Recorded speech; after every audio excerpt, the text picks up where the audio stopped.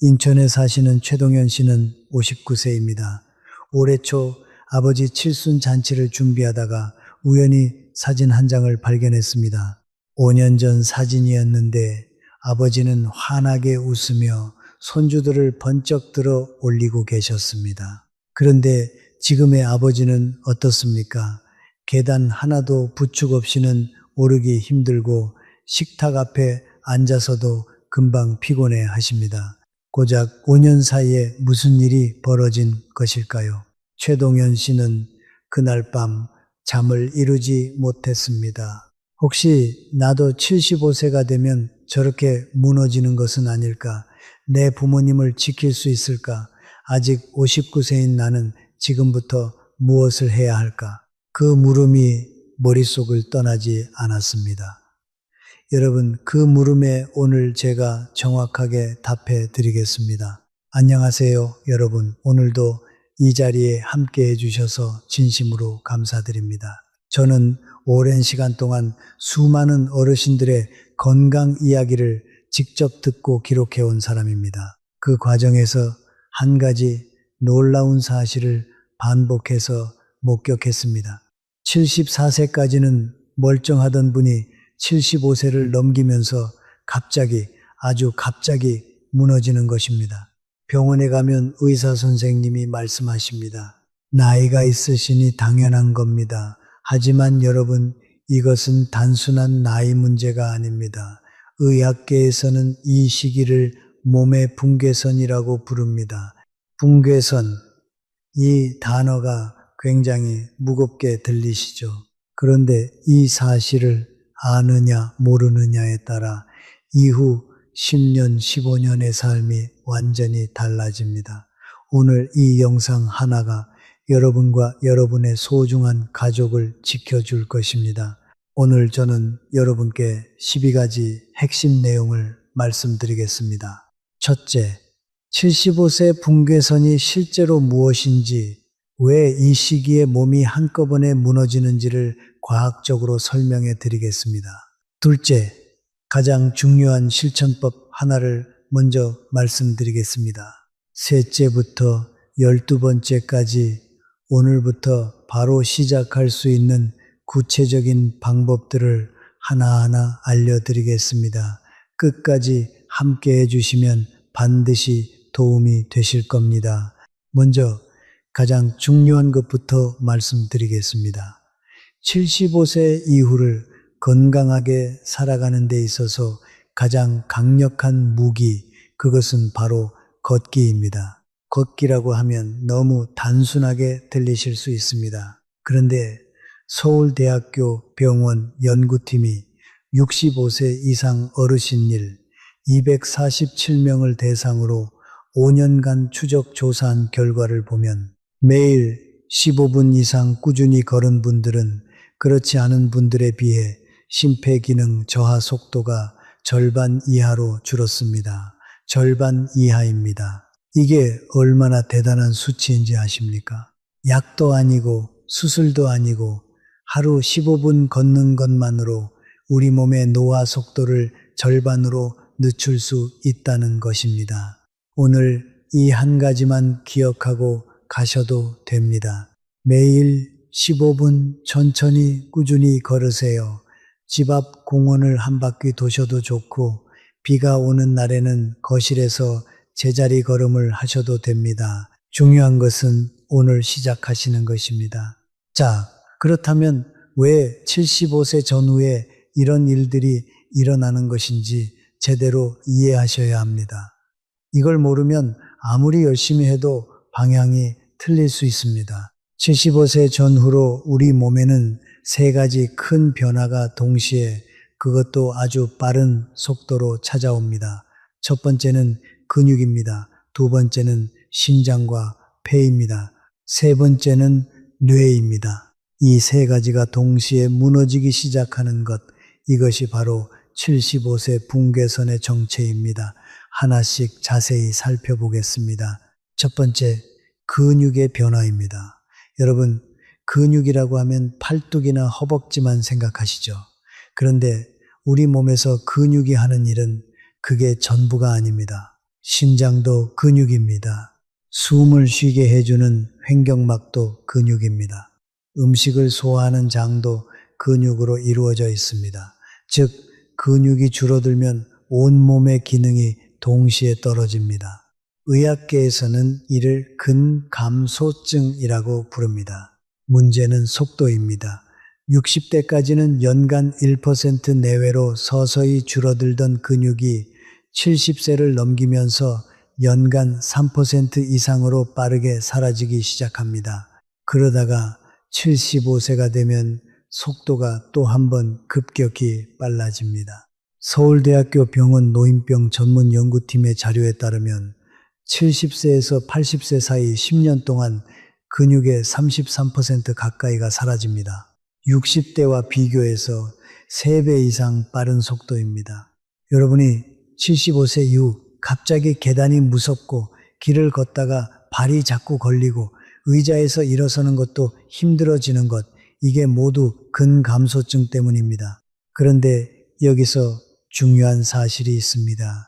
근감소증은 막을 수 없지만 그 속도는 얼마든지 늦출 수 있습니다.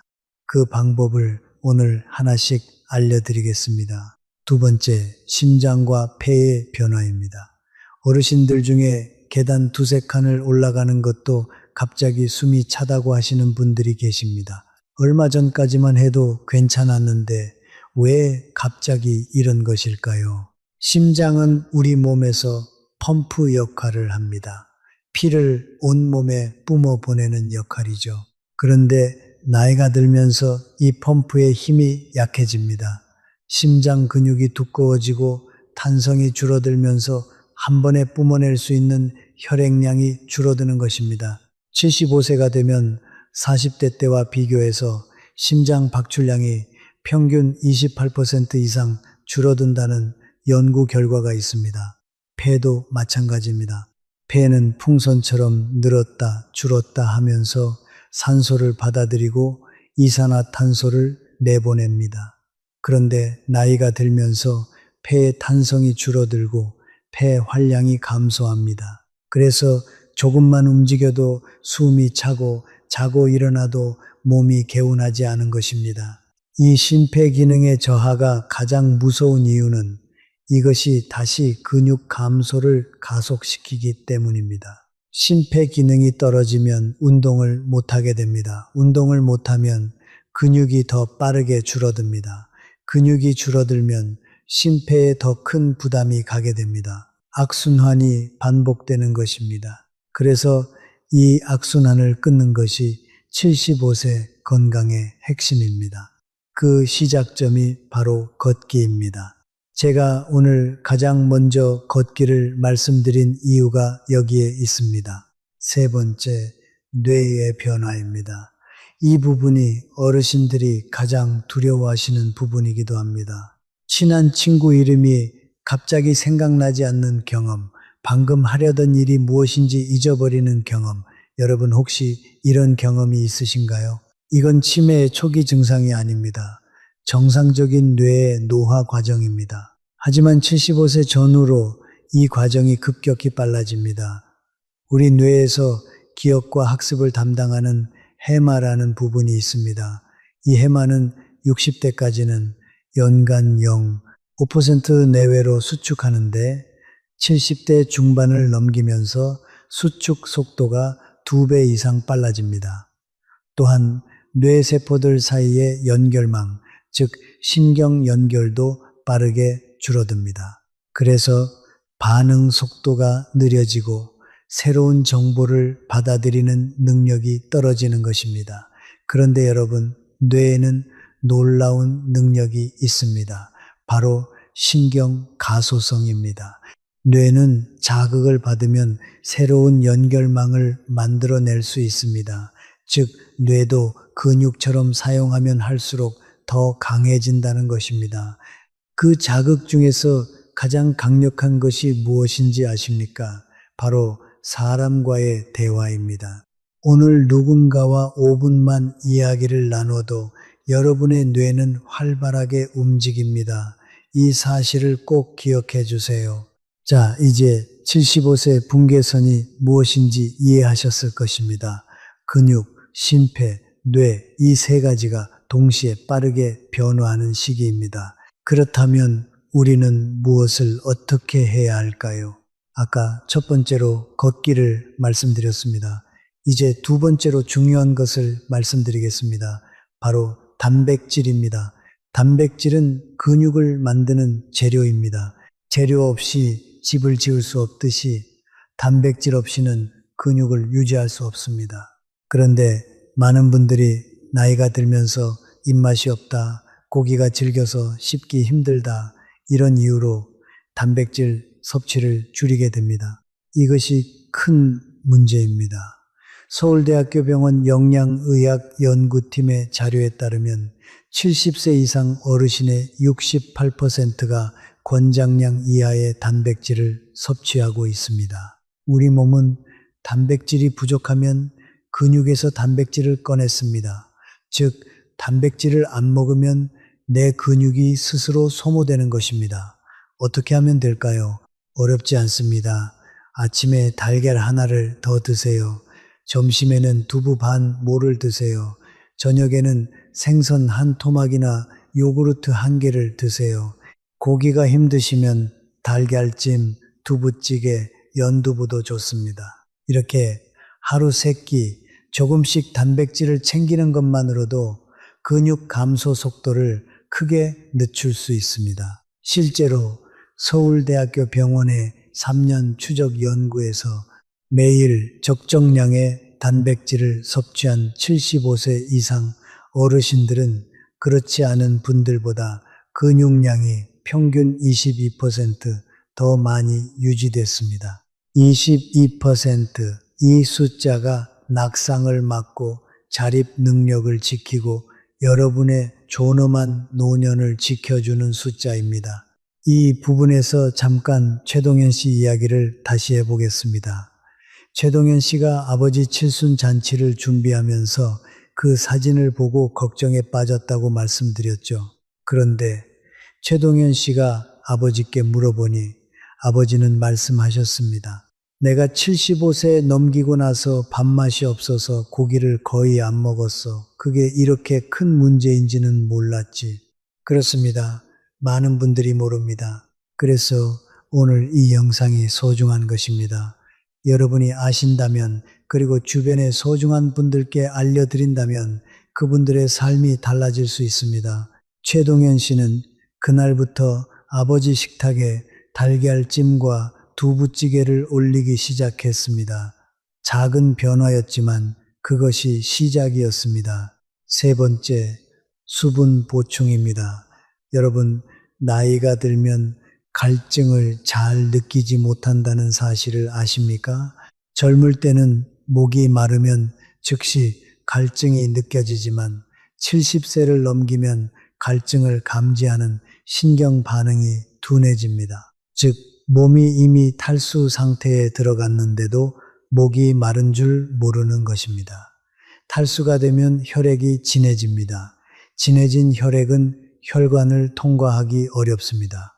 그러면 심장이 더 세게 펌프질을 해야 합니다. 이미 약해진 심장에 더 큰 부담이 가는 것입니다. 또한 탈수는 변비를 심하게 하고 어지러움을 유발하고 낙상의 위험을 높입니다. 어르신들의 낙상이 탈수와 관련이 있다는 연구 결과도 있습니다. 해결 방법은 간단합니다. 하루 5잔의 물을 시간을 정해 드세요. 아침에 일어나서 한 잔, 아침 식사 전에 한 잔, 점심 식사 전에 한 잔, 오후 3시에 한 잔, 저녁 식사 전에 한 잔, 이렇게 시간을 정해 놓으면 갈증이 느껴지지 않아도 자연스럽게 수분을 보충할 수 있습니다. 물이 부담스러우시면 보리차나 결명자차도 좋습니다. 단, 커피나 녹차는 이뇨작용이 있어서 오히려 수분을 빼앗아가므로 주의하세요. 네 번째, 약 관리입니다. 75세가 넘으면 대부분 여러 가지 약을 드시게 됩니다. 혈압약, 당뇨약, 관절약, 수면제, 심장약까지, 어떤 분들은 하루에 10가지가 넘는 약을 드시기도 합니다. 그런데 약은 제때 정확하게 드셔야 효과가 있습니다. 먹다 안 먹다 하거나 시간이 불규칙하거나 두 가지 약을 함께 드시면 안 되는데 함께 드시는 경우도 있습니다. 서울대학교 병원 노인의학과 자료에 따르면 75세 이상 어르신의 약 37%가 처방받은 약을 제대로 복용하지 않고 있습니다. 약을 빠뜨리거나 임의로 줄이거나 순서를 바꿔 드시는 것입니다. 이것이 예상치 못한 부작용을 일으키고 약의 효과를 크게 떨어뜨립니다. 어떻게 관리하면 좋을까요? 먼저 약 먹는 시간을 알람으로 설정해 두세요. 스마트폰이 어려우시면 주방 잘 보이는 곳에 약 달력을 붙여두세요. 그리고 3달에 한 번은 병원에 가실 때 모든 약 봉투를 가져가세요. 담당 의사 선생님이 중복되거나 필요 없는 약을 정리해 드릴 수 있습니다. 약의 가지수가 줄어드는 것만으로도 몸이 한결 가벼워지는 경우가 많습니다. 또한 새로운 증상이 생겼을 때 혹시 이게 부작용은 아닐지 메모해 두는 습관도 중요합니다. 내 몸의 변화를 가장 잘 아는 사람은 바로 자기 자신입니다. 5번째, 수면입니다. 잠은 우리 몸이 스스로 회복하는 시간입니다. 자는 동안 뇌는 낮 동안 쌓인 노폐물을 청소하고 근육은 회복되고 면역세포는 활발하게 활동합니다. 나이가 들면 수면의 질이 떨어지는 것은 자연스러운 변화입니다. 하지만 이를 그냥 두어서는 안 됩니다. 75세 이후 만성적인 수면 부족은 뇌의 노화를 2배 이상 가속시킨다는 연구 결과가 있습니다. 또한 면역 기능을 심각하게 떨어뜨려 각종 감염과 만성 질환에 취약해집니다. 좋은 수면을 위한 방법 몇 가지를 알려드리겠습니다. 첫째, 낮잠은 반드시 30분 이내로 제한하세요. 낮잠이 길어지면 밤잠이 방해를 받습니다. 둘째, 저녁 6시 이후에는 커피, 녹차, 홍차처럼 카페인이 들어간 음료를 피하세요. 75세 이상에서는 카페인이 몸속에서 훨씬 오래 남아 있습니다. 셋째, 잠자리에 들기 1시간 전에는 스마트폰이나 텔레비전 화면을 끄세요. 화면에서 나오는 빛이 수면 호르몬인 멜라토닌 분비를 방해합니다. 넷째, 침실은 오직 수면을 위한 공간으로 만드세요. 침대에서 텔레비전을 보거나 스마트폰을 사용하면 뇌가 침대를 자는 곳이 아니라 활동하는 곳으로 인식하게 됩니다. 이 4가지만 지키셔도 수면의 질이 눈에 띄게 좋아질 것입니다. 6번째, 사회적 연결입니다. 이 부분이 많은 분들이 가장 쉽게 넘어가는 부분이기도 합니다. 그런데 실제로는 이것이 가장 강력한 건강 비결 중 하나입니다. 하버드 의과대학에서 1938년부터 80년 이상 724명을 추적 조사한 연구가 있습니다. 이 연구의 결론은 놀라웠습니다. 건강하고 행복한 노년을 보낸 사람들의 가장 큰 공통점은 좋은 인간관계였습니다. 재산도 아니고 지위도 아니고 인간관계였습니다. 외로움은 실제로 하루 담배 15개비를 피우는 것만큼 건강에 해롭다는 연구 결과도 있습니다. 외로움이 만성 염증을 일으키고 면역 기능을 떨어뜨리고 뇌의 노화를 가속시키는 것입니다. 어떻게 하면 될까요? 거창할 필요가 없습니다. 일주일에 한 번 친구나 가족에게 전화 한 통을 하세요. 단 5분이어도 괜찮습니다. 동네 복지관이나 경로당에 한번 발을 들여놓아 보세요. 처음에는 어색할 수 있지만 2번, 3번 가다 보면 자연스럽게 어울리게 됩니다. 이웃과 만나면 먼저 인사를 건네보세요. 따뜻한 말 한마디가 하루를 바꿀 수 있습니다. 최동현 씨의 아버지도 혼자 집에만 계시다가 최동현 씨가 동네 노인복지관 프로그램을 알아봐 드린 뒤로 일주일에 2번씩 나가시기 시작했습니다. 3달 후 아버지의 표정이 완전히 달라졌다고 최동현 씨는 말했습니다. 눈에서 빛이 생겼다고요. 7번째, 작은 배움을 이어가는 것입니다. 뇌는 새로운 자극을 받으면 새로운 신경 연결을 만들어냅니다. 그래서 새로운 것을 배우는 행위가 뇌 건강에 강력한 효과를 냅니다. 스마트폰 사용법, 노래교실, 서예교실, 간단한 요리 배우기, 어느 것이든 좋습니다. 새로운 것을 배우는 그 과정 자체가 뇌를 젊게 유지시켜 줍니다. 동네 도서관이나 복지관에 가시면 다양한 무료 프로그램이 있습니다. 배움에는 나이 제한이 없습니다. 오히려 75세 이후의 배움은 삶에 새로운 의미를 불어넣어 줍니다. 여덟 번째, 작은 나눔을 실천하는 것입니다. 우리는 종종 건강을 받는 것, 챙기는 것으로만 생각합니다. 그런데 주는 것도 건강에 대단히 중요합니다. 누군가에게 도움이 된다는 느낌, 나는 여전히 필요한 사람이라는 느낌이 삶의 의욕을 높이고 뇌를 자극합니다. 이웃에게 반찬 하나를 나눠주세요. 손주에게 작은 용돈을 쥐어주세요. 동네에서 마주친 분께 먼저 인사를 건네보세요. 나눔의 크기는 중요하지 않습니다. 따뜻한 마음이 담겨 있다면 그것으로 충분합니다. 아홉 번째, 매일 감사를 떠올리는 것입니다. 심리학자 빅터 프랭클은 이렇게 말했습니다. 삶의 의미는 행복을 추구하는 데 있지 않고 의미를 발견하는 데 있다. 프랭클은 나치 수용소에서 극한의 고통을 겪으면서도 살아남은 사람들을 관찰했습니다. 살아남은 사람들의 공통점은 삶의 의미를 가진 사람들이었습니다. 오늘 해가 뜬 것, 밥을 먹을 수 있는 것, 사랑하는 사람이 곁에 있는 것, 이런 작은 것들에서 감사를 찾는 사람들이 훨씬 건강하고 오래 삽니다. 매일 밤 잠자리에 들기 전 오늘 감사했던 일 3가지를 떠올려 보세요. 처음에는 어색할 수 있습니다. 하지만 일주일, 2주일, 한 달이 지나면 삶을 바라보는 시각이 달라집니다. 부정적인 생각이 줄어들고 긍정적인 감정이 늘어납니다. 이것이 뇌와 몸 건강에 직접적인 영향을 미칩니다. 10번째, 함께 밥을 먹는 것입니다. 혼자 식사를 하면 먹는 양이 줄어들고 식사 시간도 짧아집니다. 반면 누군가와 함께 밥을 먹으면 식욕이 늘고 대화를 나누면서 뇌가 자극되고 심리적 안정감도 높아집니다. 일주일에 한 번만이라도 가족이나 친구와 함께 식사 자리를 만들어 보세요. 밖에 나가기 어려우시면 전화를 하면서 밥을 먹어도 됩니다. 함께 한다는 느낌이 중요합니다. 11번째, 변화를 있는 그대로 받아들이는 것입니다.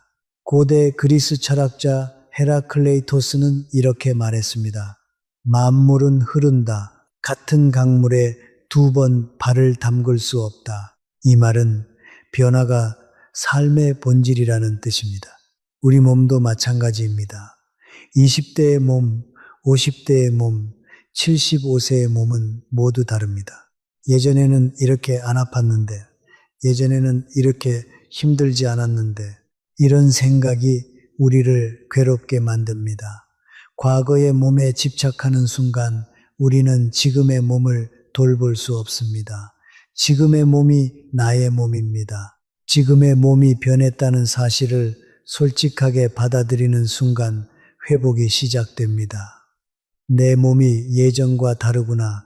이 인정이 바로 건강한 노년의 출발점입니다. 심리학자 칼 융은 인생의 후반기를 개성화의 시기라고 불렀습니다.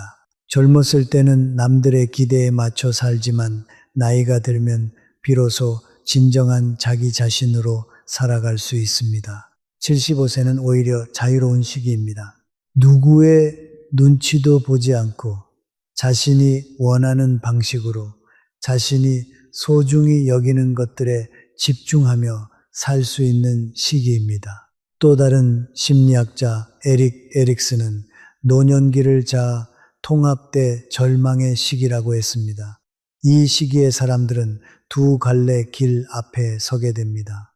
한 길은 자신의 삶을 돌아보며 의미를 발견하고 내가 살아온 이 삶이 가치 있었다고 통합하는 길입니다. 다른 한 길은 후회와 절망에 빠지는 길입니다. 어떤 길을 걷느냐는 선택의 문제입니다. 오늘 이 영상을 보고 계신 여러분은 이미 좋은 선택을 하신 겁니다. 알려고 하는 것, 배우려고 하는 것, 그 자체가 통합의 길을 걷는 것입니다. 12번째, 오늘을 살아가는 것입니다.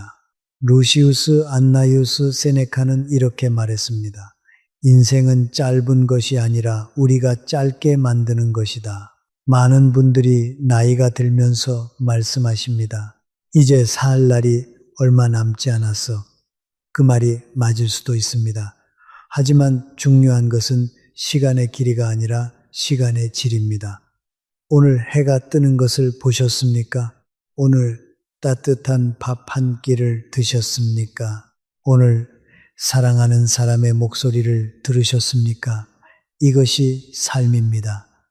과거에 건강했던 날을 그리워하느라 오늘을 낭비하지 마세요. 미래의 불확실함을 걱정하느라 오늘을 놓치지 마세요. 오늘 이 순간을 온전히 느끼세요. 그것이 가장 건강한 삶의 방식입니다. 공자는 이렇게 말씀하셨습니다. 나이 70에 하고 싶은 대로 해도 법도에 어긋나지 않는다. 75세는 인생에서 가장 자유로운 시기일 수 있습니다. 이 자유를 두려움으로 채울 것인가, 감사와 기쁨으로 채울 것인가, 그것은 여러분의 선택입니다.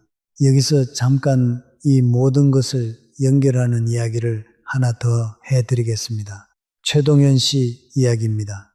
아버지의 변화를 걱정하며 잠 못 이루던 최동현 씨는 그날 이후 아버지와 함께 아침 산책을 시작했습니다. 처음에는 동네 한 바퀴 15분이 전부였습니다. 아버지는 중간에 숨이 차서 쉬어야 했습니다. 그래도 멈추지 않았습니다. 한 달이 지나자 한 바퀴가 두 바퀴가 됐습니다. 두 달이 지나자 아버지가 먼저 아침에 나가자고 하시기 시작했습니다. 세 달이 지났을 때 아버지는 달걀찜을 직접 만들어 이웃집에 나눠주셨습니다. 최동현 씨는 그 모습을 보고 눈물이 날 것 같았다고 했습니다. 5년 전 사진 속 아버지가 다시 돌아오고 있었기 때문입니다. 여러분, 이것이 가능한 이유가 있습니다. 우리 몸은 어느 나이에서든 자극에 반응합니다. 75세에도 80세에도 심지어 90세에도 좋은 자극을 주면 몸은 변합니다. 물론 20대처럼 빠르게 변하지는 않습니다. 하지만 반드시 변합니다. 포기하지 않는 것, 그것이 핵심입니다. 제가 알고 있는 한 할머니는 78세에 걷기를 시작하셨습니다. 처음에는 5분도 힘드셨습니다. 발이 아프고 무릎이 아프고 숨이 차서 자꾸 멈추셨습니다. 그래도 매일 나가셨습니다. 5분이 10분이 되고 10분이 20분이 되고 1년이 지났을 때 할머니는 동네 공원 전체를 한 바퀴 도시게 됐습니다. 그 할머니가 저에게 하신 말씀이 있습니다. 시작이 제일 힘들었어요. 첫 발을 내딛는 것이요. 두 번째 발부터는 몸이 알아서 따라오더라고요. 여러분, 지금 바로 첫 발을 내딛어 주세요. 자, 이제 오늘 제가 말씀드린 12가지를 정리해 드리겠습니다. 첫째, 매일 15분 이상 걷기. 둘째, 단백질 충분히 섭취하기. 달걀, 두부, 생선, 요구르트를 챙겨 드세요. 셋째, 하루 5잔의 물을 시간을 정해 드시기. 넷째, 약 먹는 시간을 정확히 지키고 3달에 한 번 병원에서 약을 점검받기. 다섯째, 좋은 수면 습관 만들기. 낮잠 30분 이내, 저녁 6시 이후 카페인 금지, 잠자리 1시간 전 화면 끄기. 여섯째, 매일 누군가와 대화하기. 전화 한 통, 이웃과 인사, 가족과 이야기. 일곱째, 새로운 것 배우기. 스마트폰 교실, 노래 교실, 서예 교실, 어느 것이든 좋습니다. 8째, 작은 나눔 실천하기. 반찬 하나, 먼저 인사, 따뜻한 말 한마디.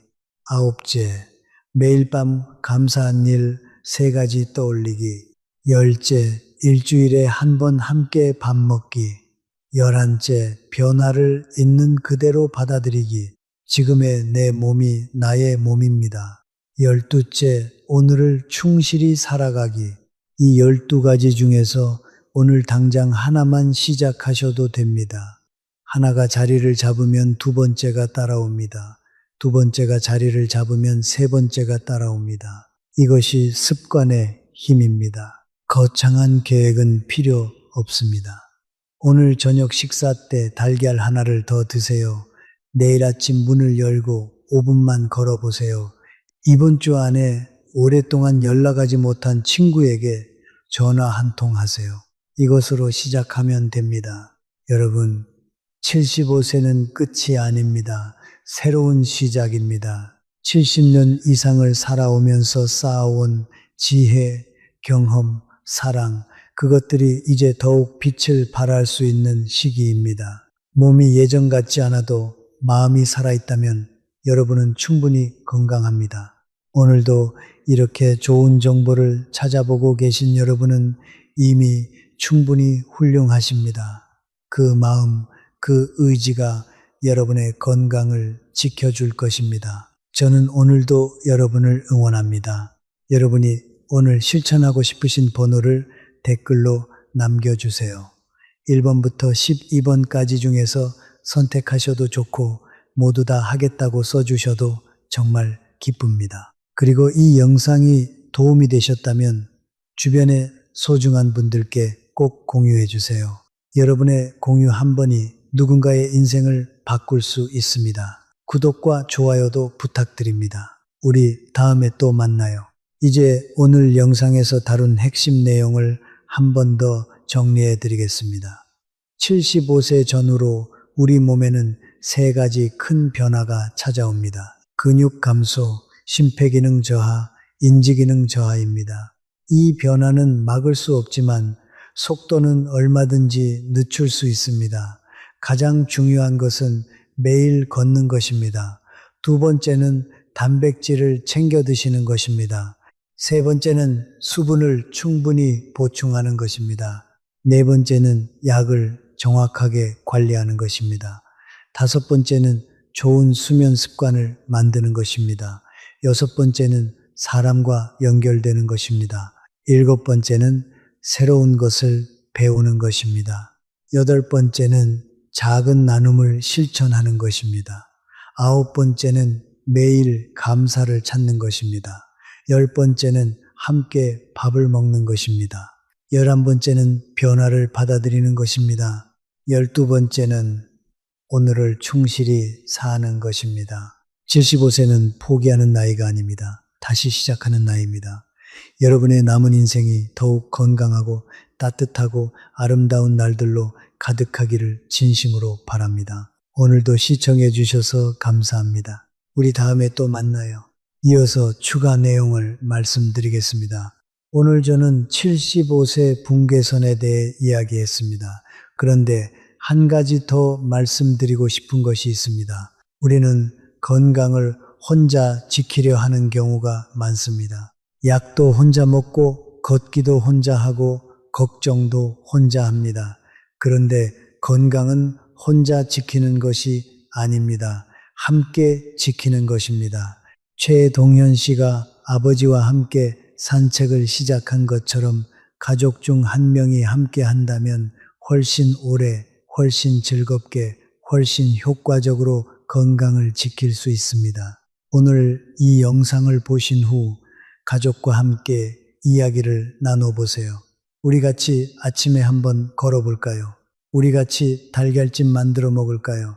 이 한마디가 여러분과 여러분의 가족을 더 건강하게 만들 수 있습니다. 여러분, 오늘 말씀드린 내용 중에서 가장 기억에 남는 것이 무엇인가요?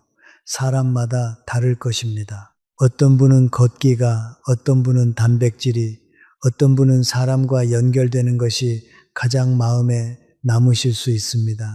어느 것이든 좋습니다. 그 하나부터 시작하시면 됩니다. 작은 시작이 큰 변화를 만듭니다. 여러분의 첫 발을 응원합니다. 75세라는 나이 앞에서 두려움보다 호기심을 가지세요.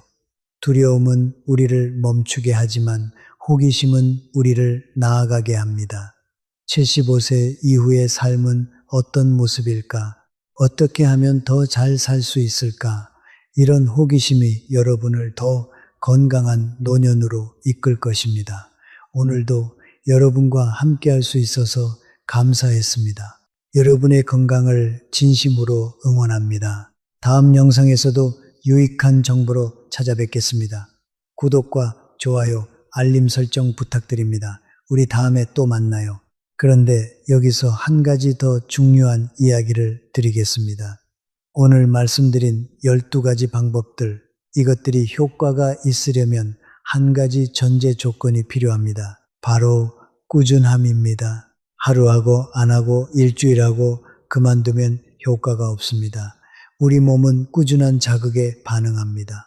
한 달, 두 달, 석 달이 지나야 비로소 변화가 느껴지기 시작합니다.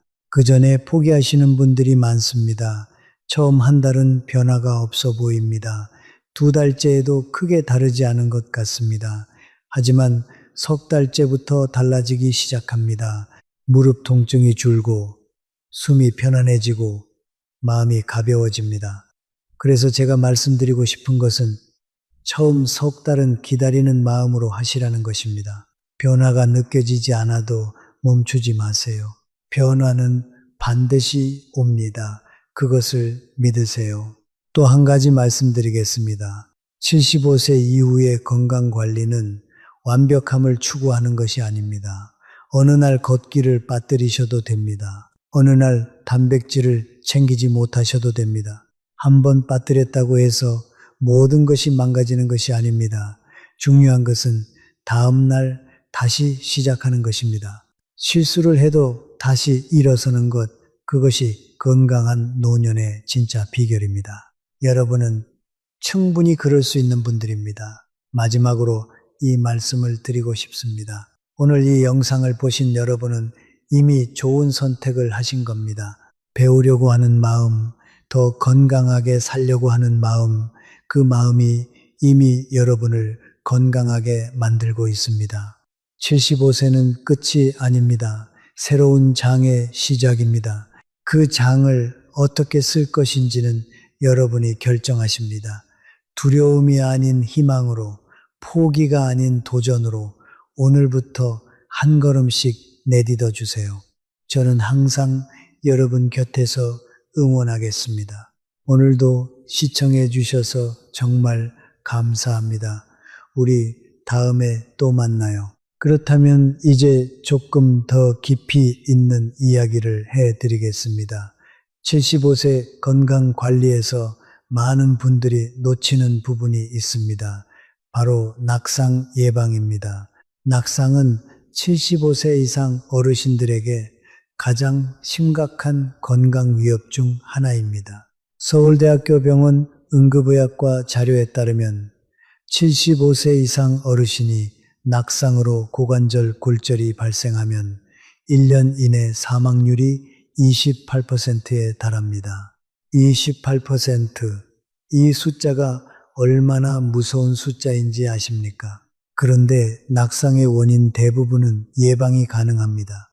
낙상의 주요 원인은 세 가지입니다. 근력 약화, 균형 감각 저하, 그리고 시력 저하입니다. 이 세 가지를 관리하면 낙상 위험을 크게 줄일 수 있습니다. 어떻게 하면 될까요? 첫째, 근력 운동입니다. 걷기만으로는 부족할 수 있습니다. 의자에 앉았다 일어서기를 하루 10회씩 해보세요. 처음에는 팔로 의자를 잡으셔도 됩니다. 점점 익숙해지면 팔 없이 해보세요.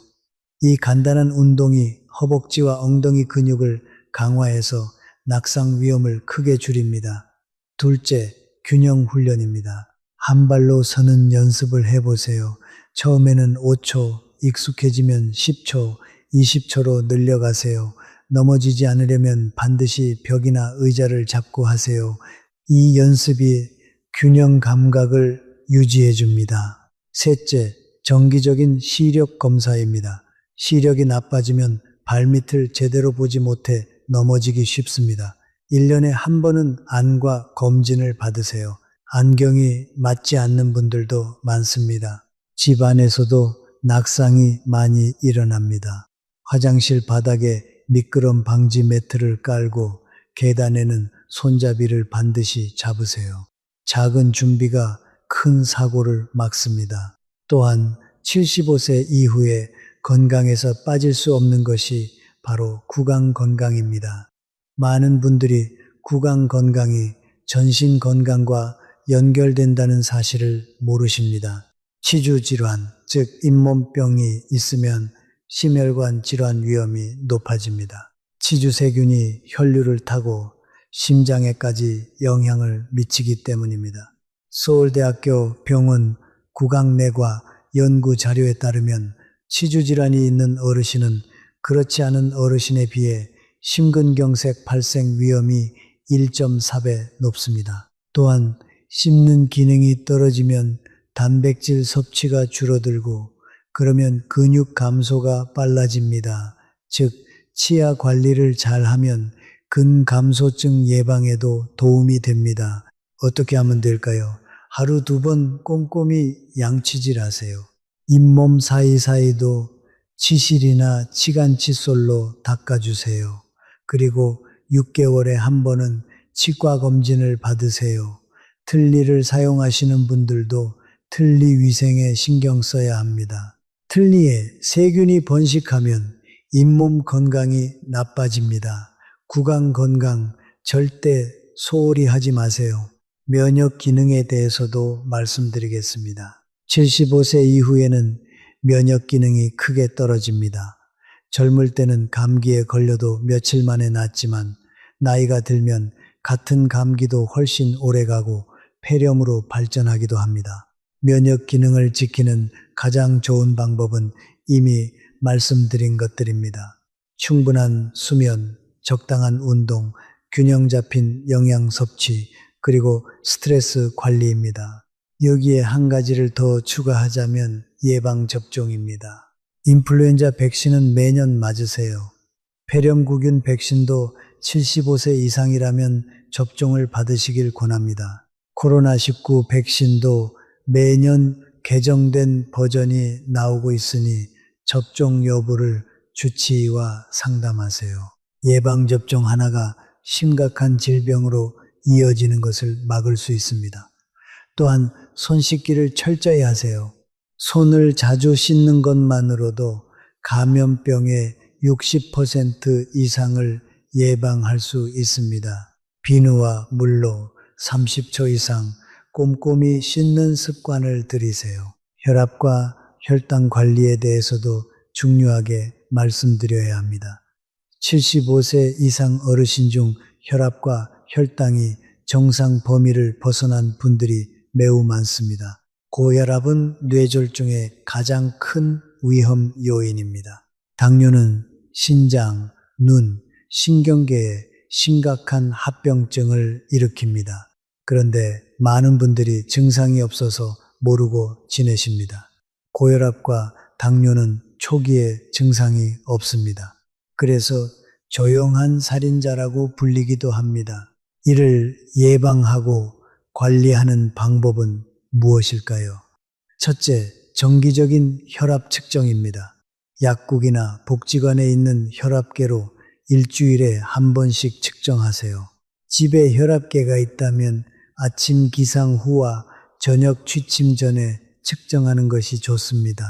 둘째, 짠 음식을 줄이세요.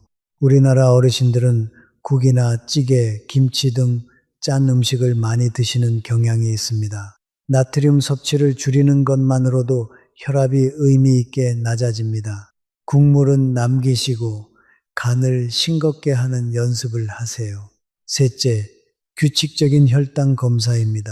공복 혈당이 100 이상이면 당뇨 전 단계입니다. 이때부터 관리를 시작하면 당뇨로 발전하는 것을 막을 수 있습니다. 6개월에 한 번은 혈당 검사를 받으세요. 이제 심리적인 건강에 대해서도 이야기해 드리고 싶습니다. 신체적 건강만큼 중요한 것이 정신 건강입니다. 75세 이후에는 우울감이 증가하는 경향이 있습니다. 배우자나 친구를 잃는 경험, 신체 기능의 저하, 사회적 역할의 감소가 우울감의 원인이 됩니다. 그런데 많은 어르신들이 내가 왜 우울해? 그냥 나이 들면 그런 거지 하면서 넘어가십니다. 하지만 우울증은 치료가 필요한 병입니다. 방치하면 인지 기능 저하를 가속시키고 신체 면역 기능을 떨어뜨립니다.